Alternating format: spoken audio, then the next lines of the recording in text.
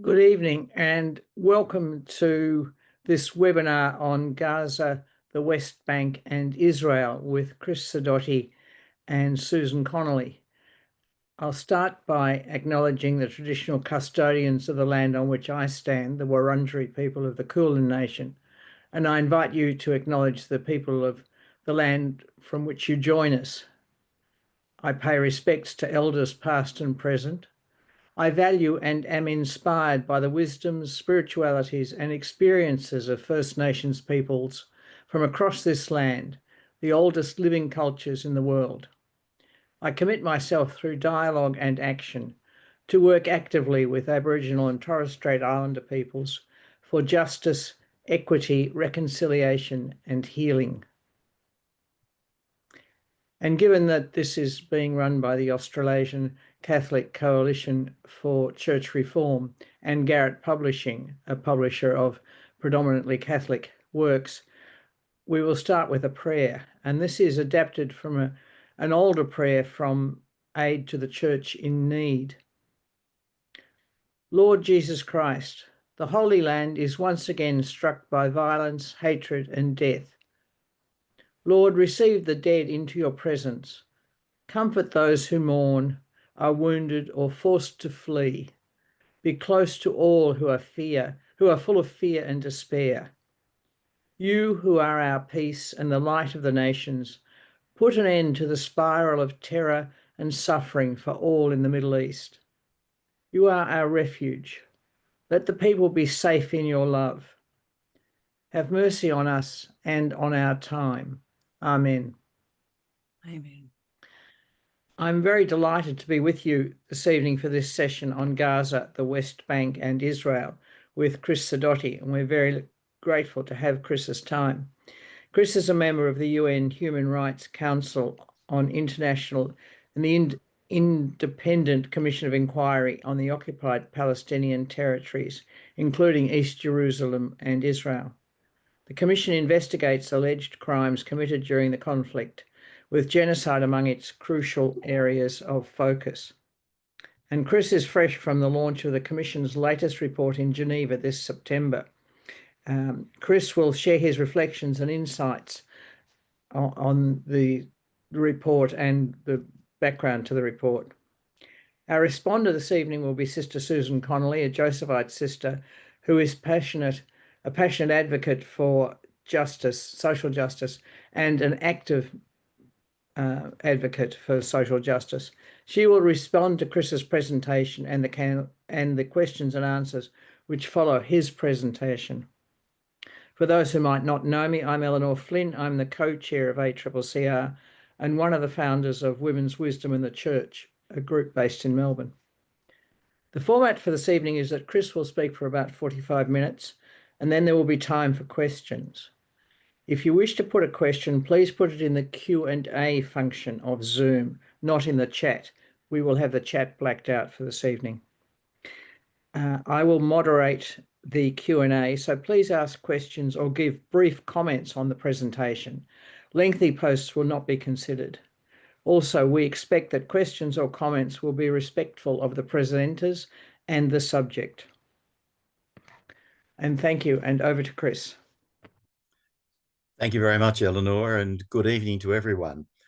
I'm here in Sydney on the land of the Gadigal people and of the Eora Nation. And as you have paid respects, acknowledge the leadership of the custodians of the land where you are, Eleanor, so too do I, of those of the land on which I'm located this evening. And thank you very much for the invitation to participate in this webinar. I want to deal in my opening comments with the work of the Independent International Commission of Inquiry on the Occupied Palestinian Territory, including East Jerusalem and Israel. I hope that I don't speak for 45 minutes because I'm very interested in the comments and questions that all of you will have. There's a very large number of people, almost 600 at this stage, taking part in this webinar, which I find quite extraordinary. And I would like very much to actually hear the comments, the questions that you have. So I'll talk a little about the Commission itself and its work. I would like to address the question of what constitutes genocide in international law, which is the subject of our most recent report. Then talk about that particular report, and finally end with some proposals for action that we can take in response to the current situation. And as I say, I'm not a very well-disciplined person, but I'll try and be disciplined and speak for more like 30 minutes than 45, but let's see how I go. The United Nations Human Rights Council is an official body of the United Nations. It was established by the General Assembly with a broad mandate to deal with human rights issues, both thematically and in relation to specific human rights situations. Amongst the many mechanisms of the Human Rights Council are these commissions of inquiry. They go under a number of different names, but I think commissions of inquiry is a generic title. And the one that I'm on now, dealing with the Occupied Palestinian Territory and Israel, is one of about a dozen commission of inquiries that are currently in operation. I've had previous experience on these bodies. From 2017 to 2019, I was one of the 3 commissioners on an inquiry dealing with Myanmar. And that coincided with the Rohingya clearance operation, but it had a broader remit covering all of Myanmar and not just that particular experience. This Commission of Inquiry was established in May 2021, 4 years ago, before the events of 7 October 2023. It was set up by the Human Rights Council in an emergency session of the Council dealing with the events of May 2021, which was yet another in a long series of episodes of violence between the Palestinian people and the Israeli military forces. It was a very difficult period, and the Council had to consider how to respond to it. There had been previous commissions of inquiry dealing with specific incidents arising from the conflict in Gaza. There had been one, for example, in response to the fighting in 2024. There had been another dealing with violence in 2018 concerning the Great March of Return, as it was called, a long protest in Gaza against the Israeli siege that was occurring at the time. The fighting in 2021 was a response in Gaza to provocation in Jerusalem when one of the senior political leaders visited the Dome of the Rock, or the Temple Mount, the holy place of both Jews and Muslims in Jerusalem, acting contrary to the long-standing agreement as to how that space would be treated. There had been a violent response in Gaza, amongst other places, and at this emergency session in May 2021, the Human Rights Council decided to establish this commission of inquiry. Unlike previous ones, its mandate was general. It didn't relate to a specific incident, and it was appointed for an indefinite period to be able to deal on a continuing basis with the conflict. In accordance with standard practice for the commissions of inquiry, the President of the Human Rights Council appointed 3 commissioners. I was one of the 3. The chair of the inquiry has been Navi Pillay, a most distinguished South African jurist, someone that I'd call a giant of the human rights world. Navi had been the first woman of colour appointed to the courts in South Africa following the end of the apartheid period. She was later elected as a member of the International Criminal Tribunal on Rwanda and was president of that tribunal for several years. In that position, she dealt with punishing those responsible for genocide, war crimes, and crimes against humanity in Rwanda during the 1990s. She was one of the first judges elected to the International Criminal Court when it was established in 2002. She subsequently served as United Nations High Commissioner for Human Rights. And following her retirement from that position in 2014, has served on a number of formal and informal United Nations and non-government roles. She is a judge of the International Court of Justice, appointed to deal with the case that Gambia brought against Myanmar concerning the Rohingya clearance operation in 2017. Given my background on Myanmar, I should say that, of course, we never discuss Myanmar. She has a judicial role and I have an advocacy role, and so that's a no-go area. So Navi, as you can hear from my description, is one of the most eminent jurists in the international human rights and humanitarian law system, and very well experienced with international criminal law. I should add at a personal level, she is an absolutely incredible person to work with this long career, and she turned 84 2 days ago. So she continues along her way of service to the international legal system.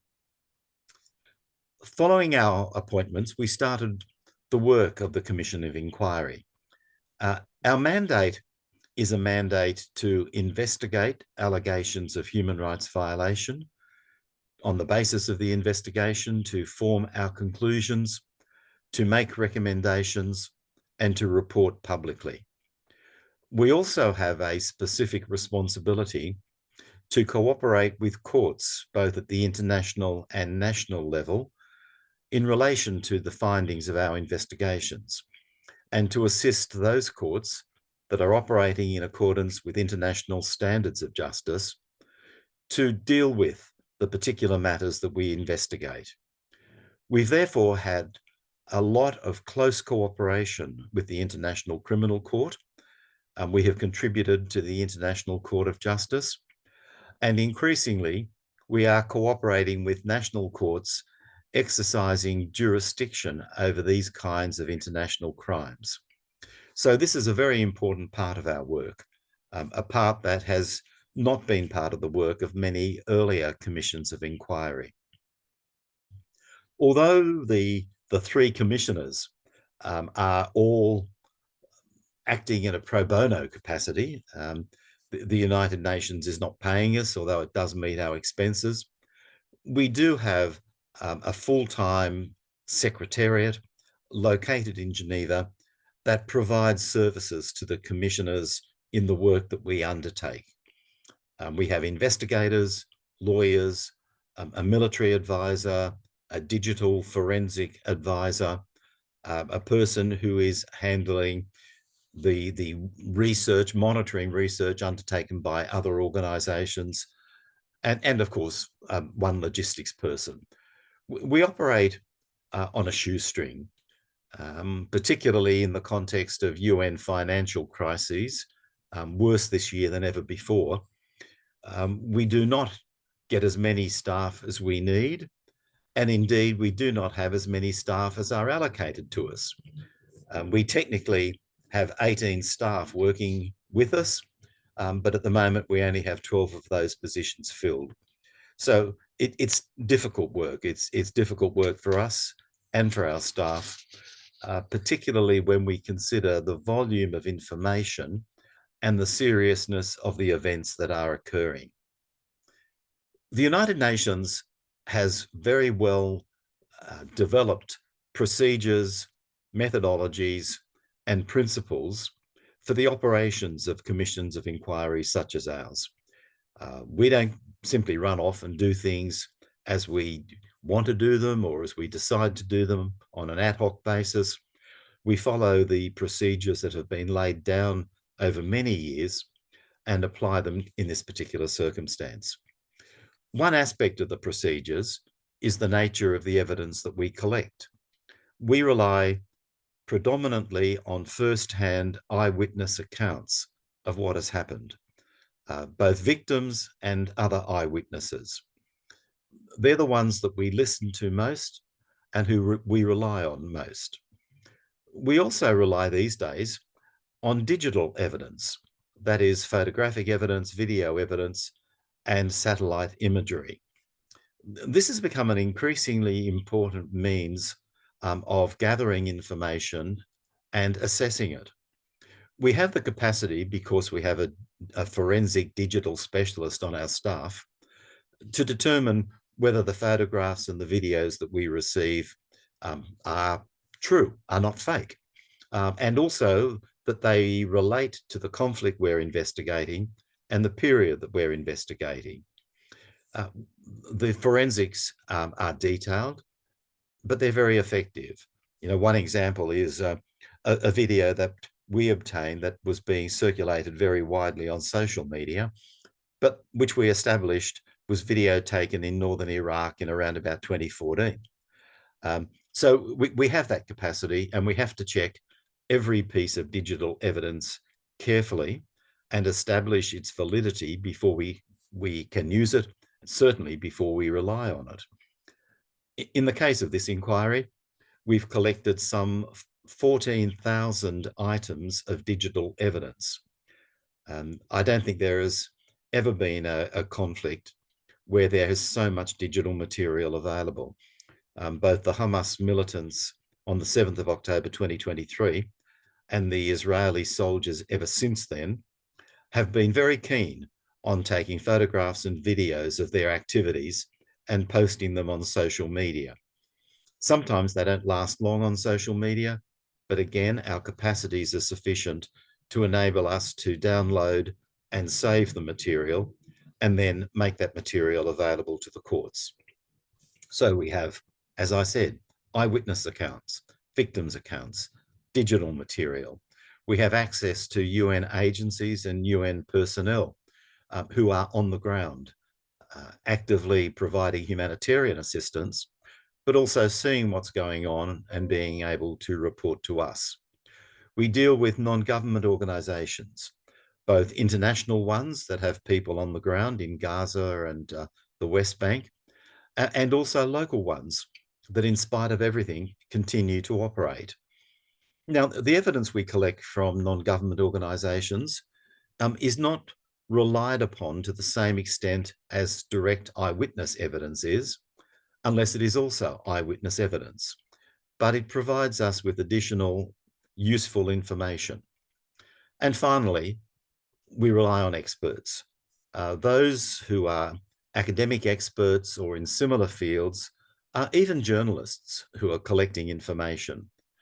Again, their evidence is not as reliable or is not depended upon, relied on, as much as the evidence of eyewitnesses. But it's very important in providing a broader context and an academic or intellectual understanding of what is happening and why. So our methodology is well established, and our work has been proceeding now for a long time. We started in 2021, so we've been going for 4 years, and during that time, we have produced a significant number of reports. We're required to report each year to the UN Human Rights Council in June and to the UN General Assembly in October. So 2 primary reports. But we are able to supplement those primary reports with additional reports, and we have done so since 2023. The additional reports give us the capacity to provide a lot more detail about both our investigations and our findings. The UN has a very strict number limit on the number of words that we can provide in the official reports to the Human Rights Council and the General Assembly. It used to be 10,700 words, so around about 21, 22 pages. Because of the UN's financial crisis, that's been reduced by 10%. So we're now working on around about 9,600 words for those 2 official reports. The words are limited because these official reports have to be translated and made available in all 6 UN languages, and translation is very expensive. When we do our supplementary reports, we do not have a page limit, but they are not translated. But the supplementary reports are extremely detailed and are very important for us in providing the full evidence that we get analysing it, providing more detailed legal analysis and longer conclusions and recommendations. The current events in Gaza started on the 7th of October 2023. We made our first response 3 days later, on the 10th of October, in which we called for, firstly, a complete ceasefire, second, the release of all hostages, and third, the observance by all sides of international human rights and humanitarian law. We also indicated that we had already commenced our investigations of those events. In fact, early on the morning of 7 October, we were already collecting the digital evidence, the photographic and video evidence, and starting our analysis of it. Because we were a continuing commission, we were able to do this immediately. Had we not been in existence, there would have been a special session of the Human Rights Council, a decision to establish a commission because of the seriousness of what had occurred, and then we would have had a delay of 4 or 5 months while the establishment work was being done. Because we were already there, we started our investigations on the morning of the 7th of October, 2023. So we've been looking at this conflict for 2 years now. During that time, we have produced 8 reports. 8 reports to the Human Rights Council or the General Assembly or supplementary information, the most comprehensive being our examination in the report released last week of the issue of Gaza. The earlier reports have dealt with different aspects of events since 7 October. The first looked specifically at what occurred in southern Israel on 7-8 October 2023. We examined the attacks from the militants, principally from Hamas, but also from Palestinian Islamic Jihad and a number of smaller Islamist groups operating out of Gaza. We dealt with the information that we had received, the people that we had spoken to who provided evidence, the digital material, and we came to the conclusion that the Palestinian militants had committed war crimes in southern Gaza over those 2 days. The report that we produced, presented publicly in June 2024, was at the time and still the most comprehensive report from the United Nations on the events in southern Israel. And I can also say it was then and remains more comprehensive than any report produced by the Israeli government or the Israeli military forces of the events in southern Israel on those 2 days. It was a difficult report to produce because of the obstruction that we encountered from the Israeli government. From the time of our appointment in 2021, the Israeli authorities indicated that they would not cooperate with our Commission of Inquiry at all. And of course, that meant that the Israeli military hasn't cooperated and many Israeli organizations have not cooperated. From the beginning, we were denied access to Israel, but also to Palestine. The Israeli authorities are entitled, if they wish, to deny us access to Israel. Any country has the sovereign right to decide who enters and who does not. And we see that with Australia, for example. But the Israeli authorities, who control all of the external borders of Palestine, do not have the right to deny us entry to Palestine. We have been invited to visit Palestine, repeatedly invited, but the Israeli authorities have prevented our access to Palestine as well. That impeded our investigation of what happened in southern Israel on those 2 days in 2023.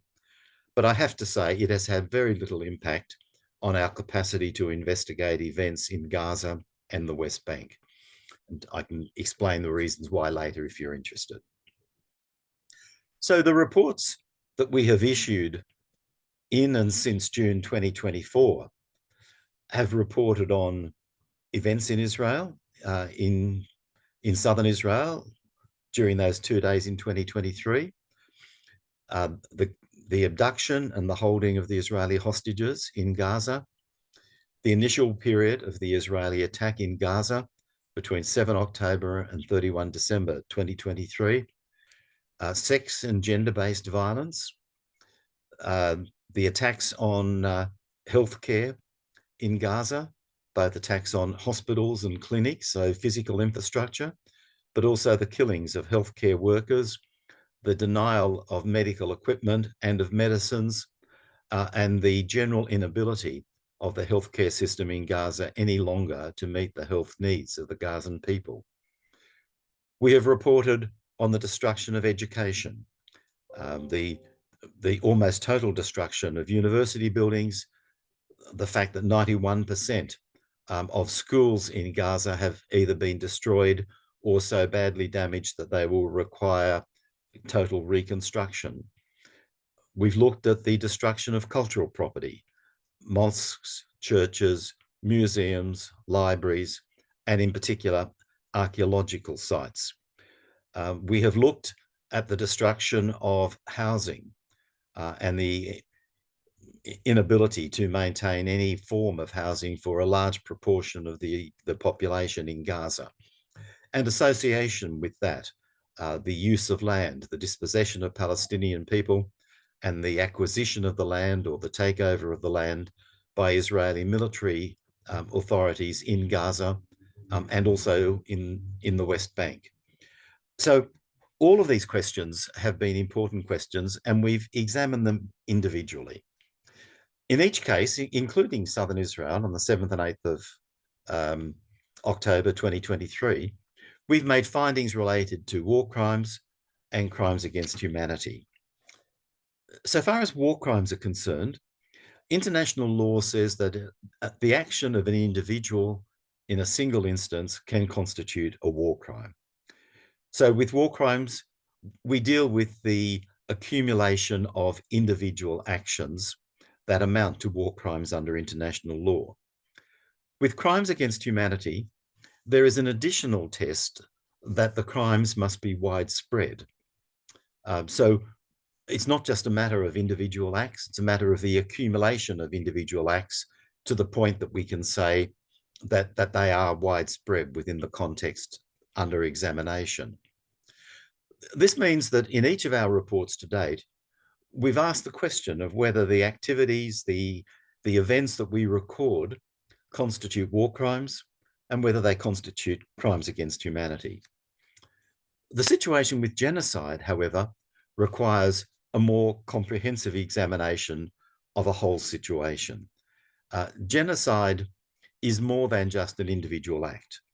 It's more than just something that is widespread. It needs to be a general pattern of activity. And that has meant that our examination of genocide has come late in the piece. Our report on that issue was only released last week. As Eleanor mentioned at the beginning, released in Geneva. I was in Geneva last week for the week for activities associated with the release of that report. I'd like to turn now to that report specifically and to the question of genocide. Let me first say a few things about genocide as a crime and what constitutes genocide in international law. It is a very difficult crime to prove. And that, I think, is one of the reasons why it's so rare for courts to deal with a case of genocide and to make findings of genocide. Genocide is a legal concept. And the legal nature of genocide is very different, in my opinion, from the way in which it is popularly understood. In general media reportage, in general community conversation, genocide is associated with mass killing. But in law, it need not involve mass killing, and not every situation of mass killing constitutes a genocide.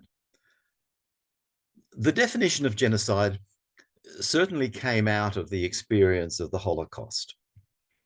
the original drafter, was a great Polish Jewish lawyer, one of the best of the international lawyers, and a Holocaust survivor himself, Raphael Lemkin. He was the one who first coined the term genocide in 1944, and immediately after World War II, embarked on the task of trying to define it for legal purposes.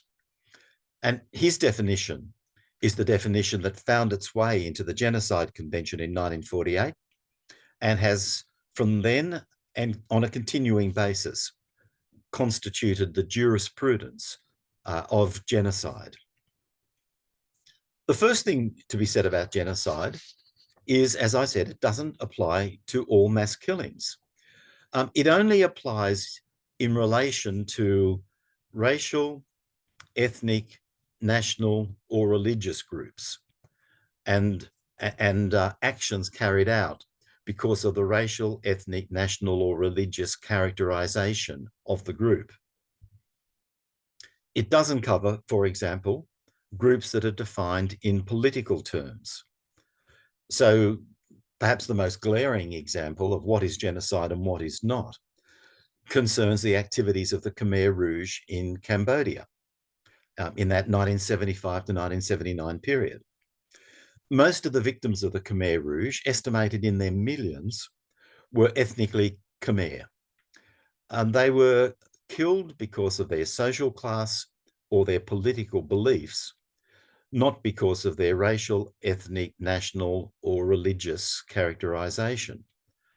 And so the mass murders carried out by the Khmer against the Khmer Rouge against Khmer people were certainly crimes against humanity, but they did not constitute genocide for the reason that they were not carried out for the destruction of a group defined on one of those four bases. Nonetheless, there were some small ethnic groups in Cambodia that were specifically targeted by the Khmer Rouge because of their ethnicity. They were small ethnic minorities. And the Khmer Rouge attacks on those groups have been held by the courts to have constituted genocide. So amazingly, I guess, in terms of the popular understanding of genocide, the great majority of the millions of deaths in Cambodia did not constitute genocide, while a small number of those deaths, targeted ethnically, did.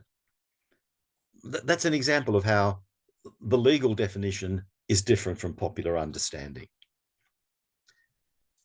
There needs to be a protected group defined in accordance with those four characteristics. That's the beginning. The Genocide Convention establishes 5 categories of act that are the action part, the activity part of the crime of genocide. Those 5 categories are killing members of the group, causing serious bodily or mental harm to members of the group, deliberately inflicting on the group conditions of life calculated to bring about its physical destruction in whole or in part, imposing measures to prevent births within the group, and forcibly transferring children of the group to another group.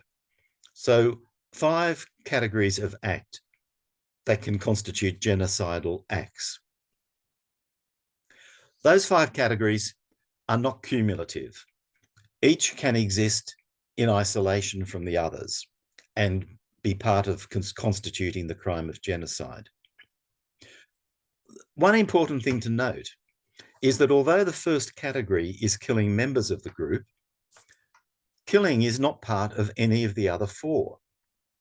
So again, in contrast with the popular understanding of genocide as mass killings, the crime of genocide can be established without a single killing having taken place. That's what the law says. This is not, this Gaza situation, the first time in my human rights life that I have been required to look at the issue of genocide. I have done so on 2 previous occasions. One was when I was working on the Myanmar Rohingya situation that I've already mentioned. But the earlier situation was when I was Australian Human Rights Commissioner, and I was one of the commissioners on the National Inquiry into the separation of Indigenous children from their families, the Stolen Generation or Bringing Them Home report. On that occasion, the most controversial finding of all was that we found that these policies constituted genocide. And I think nothing excited the animosity of the then Prime Minister John Howard than that finding on the part of the Human Rights Commission. We did not find a death, a killing. We looked exclusively at the question of the separation of children, which is the fifth category of genocidal act. And in finding genocide in that situation, we were relying on that fifth category. And of course, the response in some of the media was, how can this be genocide? You're not finding that anybody was killed for this purpose. It may be when we looked at other issues, we would have found evidence of the killing of Indigenous people. But our focus, our terms of reference, dealt with the separation of kids from their families. But it constituted genocide because that was one category of genocidal act. The other aspect of genocide, the most difficult aspect, is proving genocidal purpose. With genocide, unlike with other crimes, there is a double intent that has to be proven. The first is the standard criminal intent of intention to do an act. That is still there, intention to do one at least of these five categories of act. But in addition, in the definition of genocide, it is necessary to prove that the act was done for the specific purpose of destroying the group in whole or in part. And that issue of a purpose to destroy the group is often the hardest thing to prove. It can be proven directly, that is a smoking gun. And statements are particularly important for establishing a genocidal intent. It can also be proven indirectly, and that is by what we call circumstantial evidence in Australian law. The threshold there, though, has been set at a very high level by the International Court of Justice. The genocidal purpose must be the only reasonable inference that can be drawn from the facts that have been established. That's a higher test than beyond reasonable doubt even. You can have a situation where maybe there are five possible purposes, but I have no doubt, no reasonable doubt, that genocidal purpose is the only one that was applicable. Reasonable doubt allows the existence of other purposes, but it simply requires that there be no doubt in the end as to which was applicable. The International Court of Justice has said that in relation to genocidal purpose, it must be the only reasonable inference possible. So it's a very, very high test. Let me turn now to the application of this law to our report. We found genocide. We found that the events in Gaza since the 7th of March 2023 constituted 4 of the 5 categories of genocide. We did not find any evidence of the transfer of the children of Palestinians in Gaza to another group. So the one ground on which we found genocide in Australia in relation to the separation of children did not exist, or there was no evidence of its existence in relation to the events in Gaza. But we did find all 4 of the other categories of genocidal act. We found mass killings, not just individual killings, of members of the group of Palestinians in Gaza. Attacks against civilian homes and healthcare facilities and schools, and in particular, attacks on places where people were taking shelter and had even been told by the Israeli military to take shelter. We found that civilians were deliberately targeted, both during evacuations, in safe zones, at shelters, in their homes, in hospitals. In particular, and for me most distressingly, we found that children had been deliberately targeted for killing. We found that the conditions being imposed in Gaza, the total siege, including the imposition of starvation as a weapon of war, was causing the direct, the deaths of Palestinians directly and indirectly.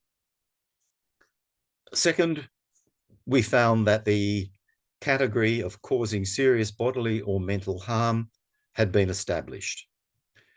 The Israeli security forces were causing this through their direct attacks against civilians and protected property, through their severe mistreatment of Palestinians who were detained by the Israeli military and in Israeli prisons, the forced displacement, the environmental destruction that occurred, and the sexual and gender-based violence that occurred. Again, most distressing to me was the harm caused to children. The World Health Organization has reported that the number of child amputees in Gaza is unprecedented in warfare this century and probably for a longer period. UNICEF has reported that the number of children who have lost one or both parents is without precedent. The international system, which thrives on abbreviations, has had to introduce a new abbreviation in Gaza. Injured child, no surviving family. Not just no surviving parents, no surviving family. We found the third category of genocide established, deliberately inflicting on the group conditions of life calculated to bring about its physical destruction in whole or in part. We looked at the destruction of the healthcare system, the destruction of the education system, the destruction of housing, the tearing up of agricultural land, the destruction of the fishery industry, the blocking of essential aid, food, water, fuel, electricity, medicines, and medical supplies, reproductive violence, and specific conditions relating to children again. And fourth, we found the fourth category of genocide committed as well, imposing measures intended to prevent births within the group. In addition here to the deliberate targeting of children, we identified the deliberate destruction of fertility and maternal services. The largest fertility clinic in Gaza was deliberately targeted by tank fire, causing the destruction of 4,000 fertilized embryo and 1,000 sample specimen of sperm and unfertilized eggs. We also found that maternity and fertility services in hospitals had been specifically targeted during the attacks on hospitals. When we turned to the difficult question of genocidal purpose, we were able to establish both direct and indirect evidence of genocidal purpose. The direct evidence are the words coming from the mouths of political and military leaders from the very beginning, the 7th of October 2023, and continuing. And here, the words were coming from the President, the Prime Minister, the Minister for Defence, the Minister for National Security, the military leadership.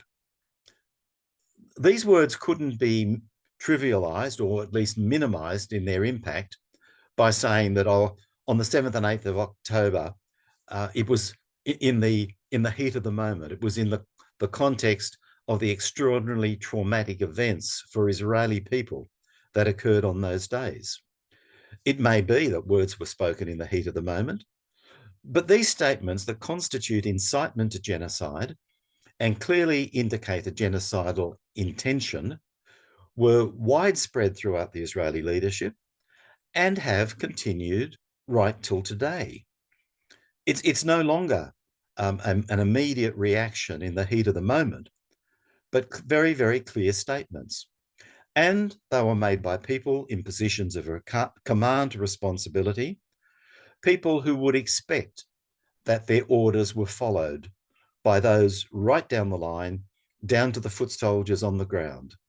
And we have video and photographic evidence of those soldiers repeating what their leaders were saying and scrawling it as graffiti on the walls of buildings in Gaza, and mockingly taking videos of themselves carrying out the orders directly in the beginning and on a continuing basis. But we not only have the words coming from their mouths, we also have the whole pattern of operations in Gaza from day one, a pattern of mass slaughter and total destruction, consistent with the words that were spoken, and leading us to conclude that that very high test set by the International Court of Justice, the only reasonable inference, had been met. And so we found genocidal intent. Our report was a long time coming. It's 2 years into this fighting, into this violence. And I have to admit, we were criticised. We have been repeatedly criticised for taking so long. But for us, we had to establish the facts first. Our earlier reports that I have mentioned were all based on our own investigations, the evidence that we ourselves collected, not secondhand reports, our assessment of the evidence, the conclusions that we drew, and then our legal analysis.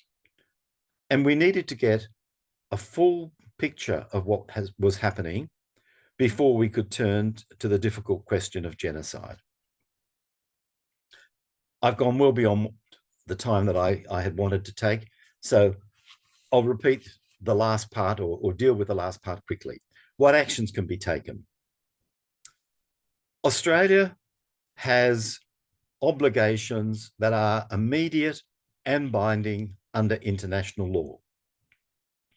We have obligations under the Genocide Convention to act to prevent genocide. This obligation arises whether genocide occurs or not. I think the Australian government, like many governments, is hiding behind the International Court of Justice in saying, we can't say that this is genocide until the court has ruled. Well, the court's not going to rule for another 2 or 3 years. In the meantime, our report is the most authoritative report yet issued, and it will remain so until the court itself gives its ruling in 2 or 3 years' time, and maybe longer.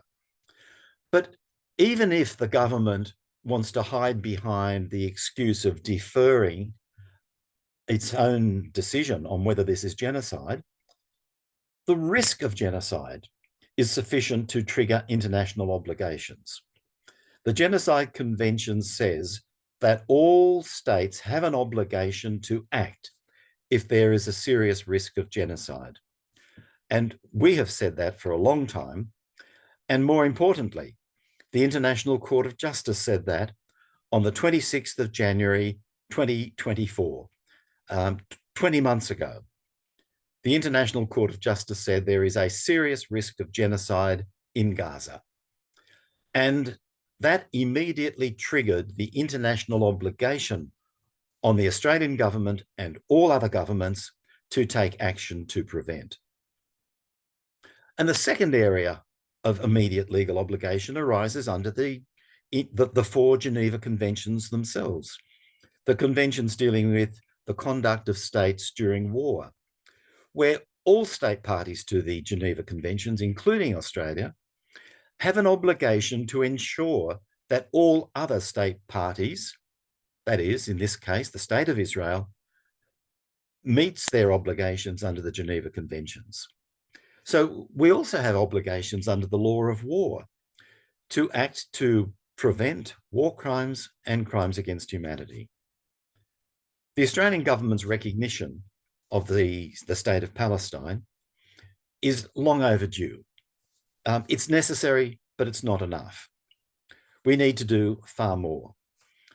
We need to not just impose the limited arms embargo that the government has imposed some years ago, but we need to make that embargo comprehensive, covering all items of trade, two-way trade, what we buy as well as what we sell, that can support the Israeli war effort. We should be withdrawing our diplomatic representations dealing with defence and trade, including the Australian government's Defence and Trade Office in Jerusalem. We should be extending the sanctioning of Israeli senior leaders. We have sanctioned two ministers, the two most notorious ministers, Ben-Gvir and Smotrich, but we haven't sanctioned others who have been inciting and are responsible for genocide, like the President, the Prime Minister, the Defence Minister, other ministers, the military leadership, and so forth down the line. We have not been placing any restrictions on trade, apart from direct weapons, including trade that supports the continuation of the Israeli settlements on the West Bank, or in any way supports the Israeli war effort short of military supplies. We need to take stronger action in the diplomatic field. The change of our vote in the United Nations is a very positive step, but there is more that we can be doing diplomatically. We need to be looking at whether anyone who has served in the Israeli Defence Forces, who is seeking to enter Australia, whether Australian citizens or not, has been in Gaza over the last 2 years. Because any Israeli Defence Force member who has had any involvement in the Gaza conflict for the last 2 years is under suspicion. They have the presumption of innocence, of course, but they need to be investigated about where they were, when, and what they did. And if there is evidence that they have committed a war crime, a crime against humanity, or genocide, they should be prosecuted so that a court can determine guilt or innocence. This is provided not only under international law, but under our domestic law in the Commonwealth Crimes Act. We should also be taking a further step, however, and prohibiting any Australian citizen being involved in a foreign army. We acted some years ago to prohibit Australian citizens being involved in armed groups. This arose at the time of the ISIS attacks. But it is still legal for Australians to serve in the defence forces of another country, and Australians are serving in the Israeli Defence Forces. We know that. So there are steps that the Australian government is taking, and there are steps, therefore, that we individually need to be taking to press the government to meet its international legal obligations. I get anxious when I hear the government saying, oh, we're a small country and we're a long way away and we cannot take ineffective action. The key question is not whether we can take effective action. The key question is, what are our international legal obligations? And these are what our international legal obligations are. And all of us as Australian citizens should be pressing the Australian government to meet its international legal obligations. You've been incredibly patient listening to me for so long. I'm sorry it's taken so long. I'm going to stop. I'm happy to talk in response to your questions on any issue that I haven't explained adequately, and I'll try to do it briefly, but I'd really like to hear your questions. Thanks for listening to what I've said so far. Thank you very much, Chris. That was absolutely fantastic and such a clear exposition of all the issues. And we have some very interesting questions here from the participants. So, do the seeds of the current conflict extend beyond the Balfour Declaration in the early 20th century and the imposition of a state for Jewish people in the middle 40s? One of our terms of reference from the Human Rights Council is to look at root causes. And we hope that we'll publish a paper on that subject next year. I don't know how far back we can go. The Balfour Declaration is certainly relevant. When we were given, when the commission was established and I was appointed to the commission, one of our first discussions was how far back we go. And, I said, well, maybe we need to go back about 3,000 years. I think for us, as a UN Commission of Inquiry, the key date arises in 1947. Now, it had been, this conflict had been going on well before then, but it was in 1947, late in the year, I think December, when the UN General Assembly passed Resolution 181, which decided that the British mandate over Palestine should be terminated and there should be two states existing side by side, a Jewish state and a Palestinian state. Now, that is the legal origin of the current situation. And it's because the UN played that critical role in 1947 that the UN continues to have a grave level of responsibility for what's happening. The UN gets criticised, including the Human Rights Council, for paying too much attention to Israel and Palestine, more than all other disputes put together, is one of the claims that is made. Well, I have two responses to that. The first is that there's not too much attention being paid to Israel and Palestine. There may be far too little attention being paid to other situations.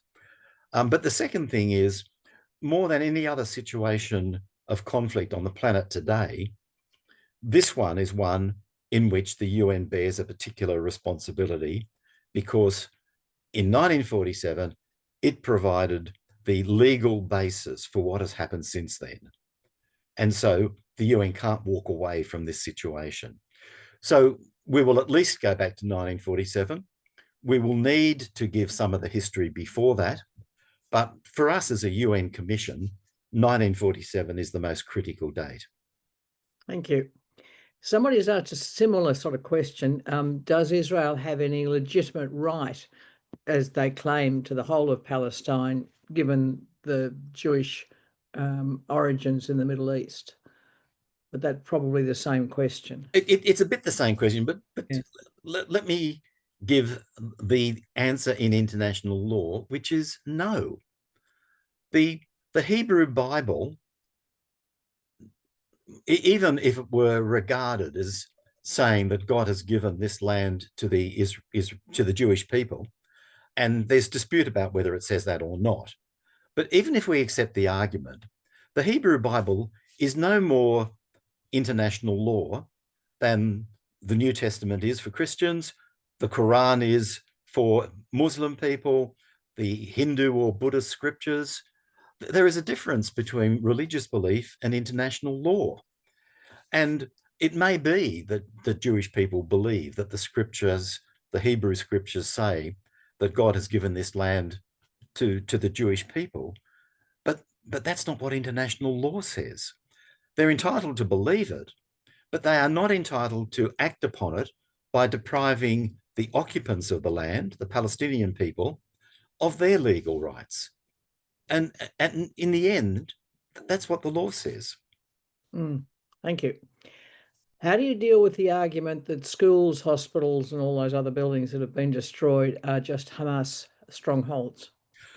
We have examined that question to the best of our ability. And in particular, we have spoken to a large number of foreign doctors, nurses, and humanitarian workers who have spent time on the ground in hospitals and schools and elsewhere in Gaza. And without exception, they have said that they saw no evidence of Hamas armed soldiers or weapon stores or even command and control centers in the buildings themselves. That does not mean that they don't exist underneath the buildings, but that's what their evidence has been. We have tried as best we can to use the digital footage that we've got and other witnesses as well. We have found a few examples where civilian property has been used for military purposes. One example is that we did find Hamas presence in a compound in which a mosque and a school were located. We found Hamas presence in the compound. We didn't find Hamas presence in the mosque or in the school itself. We also found evidence that there had been some Hamas presence in some other hospitals and schools. but not in significant numbers and not as a standard rule.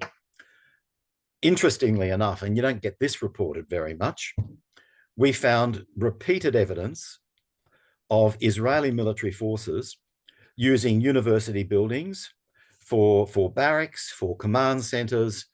In one case, a part of a university building was used for a synagogue for use by soldiers. So we had more direct evidence of the Israeli military using civilian premises for military purposes than we had of Hamas doing so. We did not rule out Hamas using schools and hospitals, but we found very little evidence of it. We asked the Israeli authorities to provide us with the evidence that they were relying on, and as I've indicated, they refused to cooperate with the Commission. So we have not got any evidence from the Israelis, and the evidence that we have got from other sources has been very limited in establishing Hamas usage. Thank you. What hope is there for a Palestinian state while the USA ignores the International Court of Justice and supports the extension of settlements and generally supplies armaments and aid to Israel? There is hope. At one level, for me, the hope just comes from history. One day, the fighting will stop. It will. One day, there will be peace. One day, there will be negotiations that lead to peace. What I don't know is when, and that means what I don't know is how many thousands of people are going to have to die and how many more millions will suffer before we reach that point. But there will be an end to the war in spite of Israel and in spite of the United States, and there will be an end to the suffering. One of the hopeful signs that we are seeing just this week, one of the very hopeful signs, is that increasingly the rest of the world is saying we will bypass the United States. We're going to go ahead without waiting for the United States, because the United States is becoming increasingly irrelevant to this situation. Yep, thank you. What do you think caused Hamas to rise up in the first place? Look, this goes to the root causes, and we've said explicitly that there has been an Israeli government and military policy for decades of taking Palestinian land, displacing the Palestinian population, and replacing them with Israelis. And that's what has caused the great suffering of the Palestinian people since 1947 or even before. And that's what has given rise to the Hamas uprising. We should remember that although Hamas took over Gaza by force in 2007, the fighting and the Israeli isolation of Gaza commenced then, not in 2023. The siege was tightened in 2023, but there has been a siege in Gaza and suffering in Gaza since 2007 and before. So it's those circumstances that gave rise to the Hamas uprising, but the unlawful Israeli activities before October 7 did not justify and cannot justify the commission of war crimes by the Palestinian fighters on those days. And the commission of war crimes by Palestinian fighters on 7-8 October 2023 did not justify and cannot justify what Israel has done in Gaza since then. War crimes do not justify war crimes. Crimes against humanity do not justify crimes against humanity. We can understand what gave rise to Hamas's uprising, and we can understand some of the Israeli response. But war crimes do not justify war crimes. Thank you. Do you think that the current protests and the anti-Semitism in Australia at the moment hinder the cause of the Palestinian people? Well, of course, anti-Semitism, where it does, always hinders the cause of the Palestinian people. There is no doubt about it. And we've seen now, much more clearly than a year and a half ago, the mixed bases for the attacks on Jewish property and Jewish people in this country over the last 2 years. It's not as straightforward as it first appeared. But I have no doubt at all that anti-Semitism is not in itself an outrage, but it's an outrage that not only harms Jewish people, but also harms the cause of Palestinian people. So I can, unequivocally say yes, that is the case. And I also say unequivocally that what Hamas did on the 7th of October has harmed Palestinian people and the Palestinian cause. And somebody said, what should we ask our local member? What if we're writing to our local member, federal member, what should we say that they should be doing? Well, I would say, point back to the things I've already said without me going through them again. There is an immediate international legal obligation for Australia to act to prevent genocide and to ensure that Israel meets its obligations under the Geneva Conventions. And so what we should be doing is anything we can do within our power, within our capability, to achieve those two legal objectives. And the kinds of things I've mentioned tonight are examples of that. And people are asking also about a peacekeeping force. If and when there is some peace, should Australia be involved, or would it be another UN, other country peacekeeping force? How would that be organised, do you think? If it's a peacekeeping force, I support it. But armed intervention, I have grave difficulty with. I'm not a pacifist for philosophical or theological reasons. But at this stage, given my advanced age, I look back at all the circumstances in which international armed inventions have occurred, and I don't see any that have succeeded.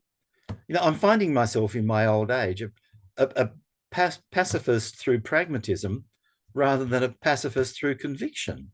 So I do not support armed intervention to stop the fighting, as much as the circumstances might justify that.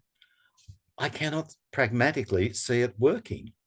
But if we can get a ceasefire, the introduction of UN peacekeepers, peace observers, peacekeepers, would be justified and probably necessary. And I would be supportive of Australia contributing to that. We as a country have a very good track record of contributing to peacekeeping. And Timor-Leste is probably one of the best examples of that. And I would be supportive of us contributing to peacekeeping. Does the fact that Australia provides military parts and equipment to Israel, make us complicit in the genocide? We have not examined the question of complicity at this stage. It's on our list of things that we need to do. So I can't give a definitive answer. I can say it may, but I cannot give a definitive answer. Thank you. And why is the ICJ taking so long to go through the case? Because it does. Honestly, the amount of time that international courts and tribunals take is quite extraordinary. In the case of the ICJ, one reason is because the court of 15 judges always sits as a whole, and its workload has increased enormously over the last decade. So I think it's time for the ICJ to start sitting in benches, maybe benches of 5. But the fact that all 15 have to be involved in every single case, and the number of cases has increased very heavily, is one of the reasons. But it seems to me that the court's procedures allow far too much time for states to respond. It's agonizingly slow. And in part, that's why we decided that we couldn't just sit around and wait for the ICJ decision, that we have to give guidance. We have to give our view, which, as I say, is the most authoritative short of the ICJ, simply because of the amount of time that it's going to take. Yeah. Do you have any sense of what is yet to come and the effect on the Christian communities in the West Bank and East Jerusalem of the continued IDF intrusion into these places? What is yet to come seems, from what Netanyahu and others have said, is more of the same in Gaza. That is the continuation of the destruction. The city of Rafah in the south of the Gaza Strip has already been totally destroyed. And it seems that Gaza City is going to suffer the same fate over the next few weeks. There are other parts of the Gaza Strip where townships or smaller cities have been totally destroyed already. That seems to be the future for Gaza. There's no sense of the Israeli government relenting at all. Meanwhile, on the West Bank, we are seeing what has been called the Gazification of the West Bank. The Israeli military has moved into a number of Palestinian refugee camps in some of the northern cities, in Jenin, Tulkarem, and is starting to do so in Nablus, moving their way south. And again, in the camp in Jenin, we have seen almost total destruction, the displacement of around 40,000 people who have not been allowed to return to their homes. We also have the threat of the annexation, which is already largely de facto, being enacted in a pseudo-legal sense by passing laws in Israel to annex parts of the West Bank. The clear intention of many members of the Israeli government at the moment is that all of the West Bank will come under direct Israeli control and rule, apart from the concentration of the Palestinian population in the major cities. That would leave a situation like the Bantustans in apartheid South Africa, where we have totally isolated Palestinian cities, supposedly administering themselves, but in reality under total Israeli control. Why not go ahead and annex the whole lot? They don't want to do that, because then they have to recognize that the Palestinians are citizens of Israel and will be entitled to vote in Israeli elections.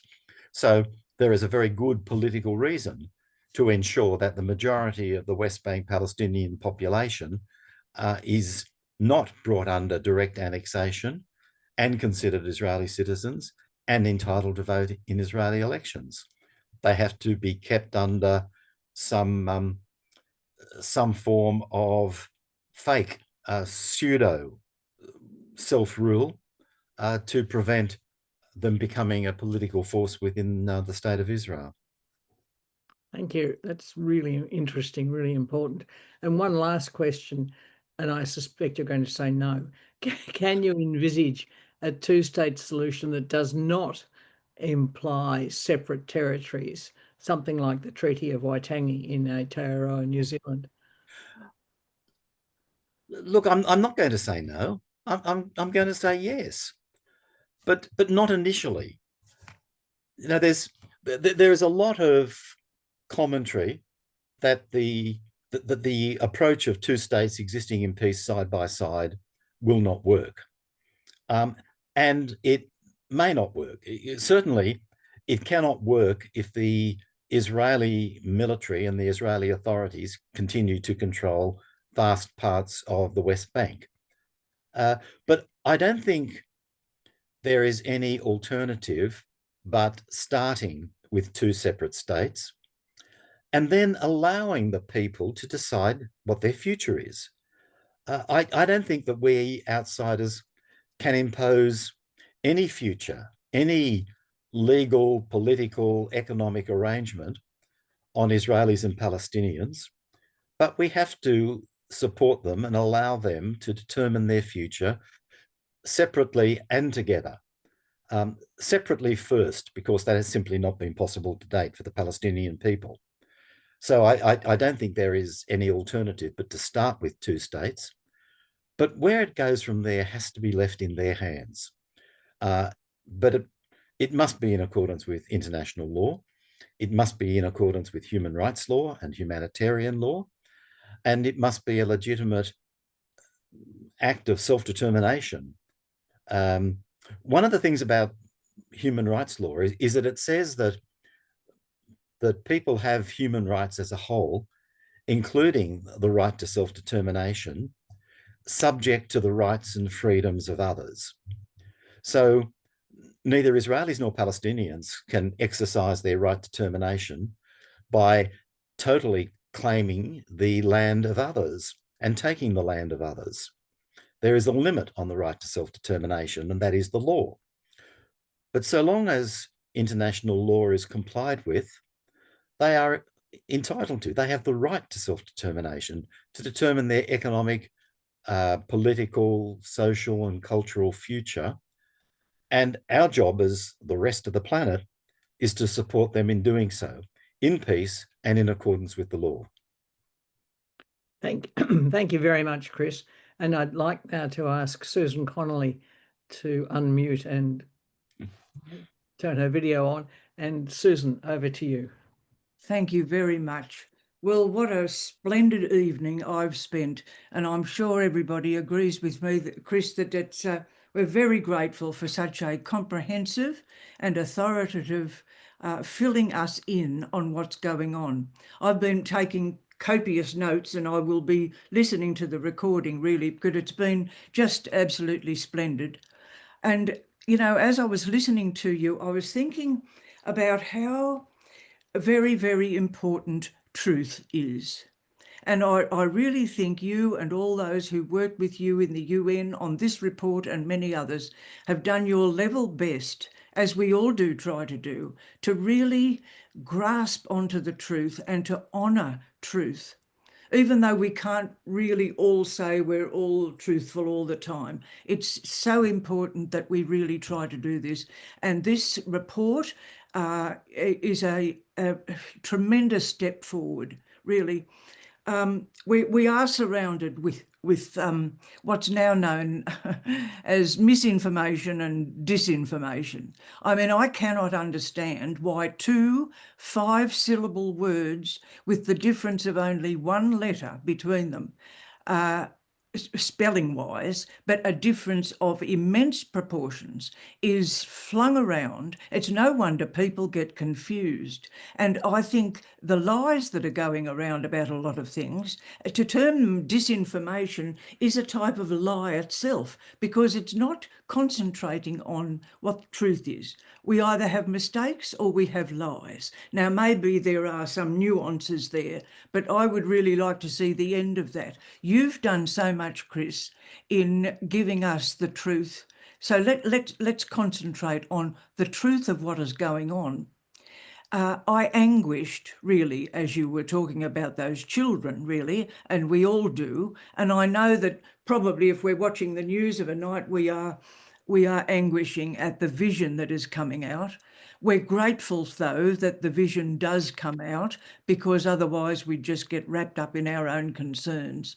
The numerous excellent comments from the audience here, I've got some, I want to get a copy of that, because people's thoughts are so relevant to it, are so important for us to think about, especially those concerning what to do about it. Before I just go on with a couple of thoughts about that, could I just say I was very interested, and because I didn't know that the committee that you were working on was actually established 4 years ago. What a wonderful thing that was, that saved you those all that time, so that you could really get into the work to start collecting the evidence that was so important. And I was also very struck about the definition of genocide, and I need to think about that carefully and read about that. Your point being that it is a legal concept and can be quite different to how just the general run of people, including me, think about it. So thank you for explaining that, and I think it would be worthwhile for us all to get that under our belt. I really liked how you emphasised war crimes do not justify war crimes. That is such an important thing. But aren't we human beings so we're drowning in this business of imitating each other. You know, you hit me, so I'll hit you. You throw me in the river, I'll throw you in the river. That's human nature, to imitate, really. But I was so pleased that you mentioned East Timor.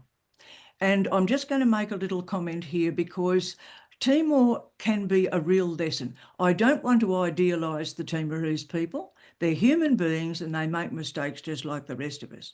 But an important historical fact, and in this context is important for us to know, that during the Indonesian occupation of Timor from 1975 to 1999, not a single Indonesian civilian was murdered by a Timorese.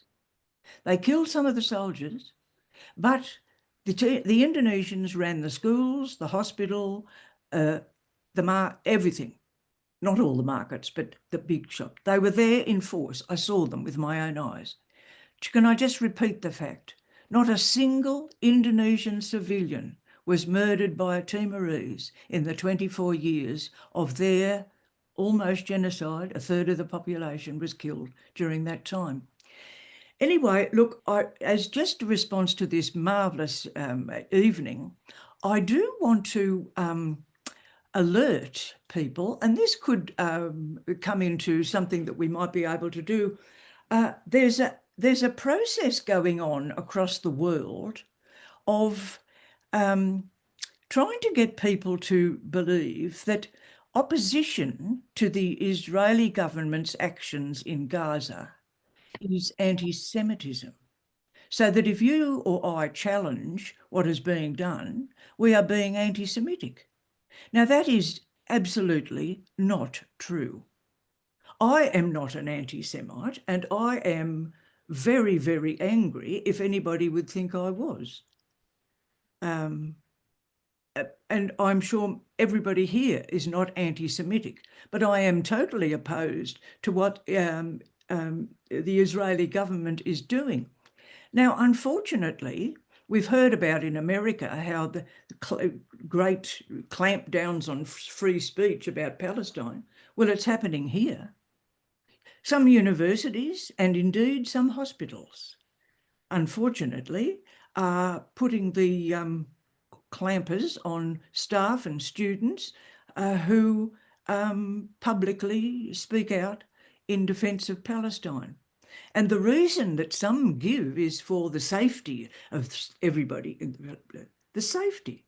I think thinking about the safety of the people in Palestine might impel us to object to this current global effort to try to say that it's anti-Semitic to oppose the government of Israel. I think we ought to think about that. And one of the things I think we ought to do is to talk to family and friends about that. Now, I know that can be difficult sometimes, but we pick our battles, and I think we ought to join together and to get together to educate people, because it is not anti-Semitic in itself to oppose the government of Israel and its genocide, because it is genocide. Now, the other thing I'd love to say, really, and as Christians, Catholics, or I have dear atheist friends, I don't mind at all, but in church organisations, we should be doing more, I think, to educate ourselves and those we deal with about the biblical readings that we get. Now, if you go to Mass on Sunday, this coming Sunday, the word Zion is in the first reading, and it is in the Psalm as well. and the house of Israel is mentioned. Now, how many people actually listen to all this or have thoughts about it, I don't know, but it may cross some people's minds. Oh, you know, Zion, pretty good thing. We hear about it in church. People need to be disabused of the idea that Zion in the Psalms has anything to do with the 19th century concept of Zionism. And the mention of Israel from the Bible is not the 1948 state of Israel as we know it. So there's a lot of reading to be done. I'm trying to bone up on all this because really I was ignorant, really.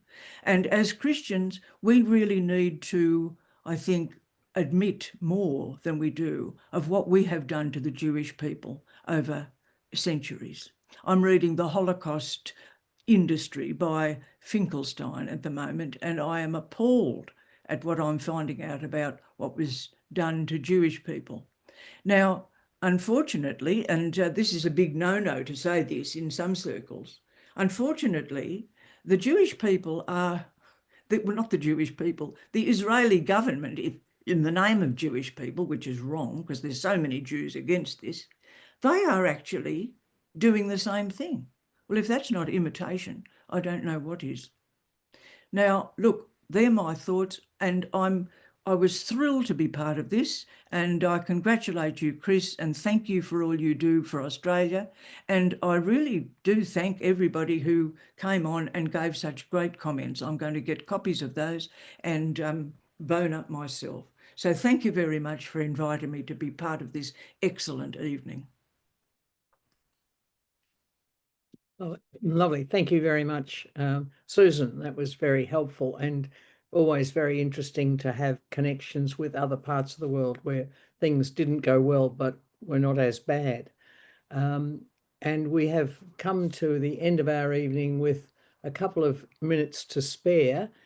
Chris, did you have any sort of take-home message that you wanted to give us?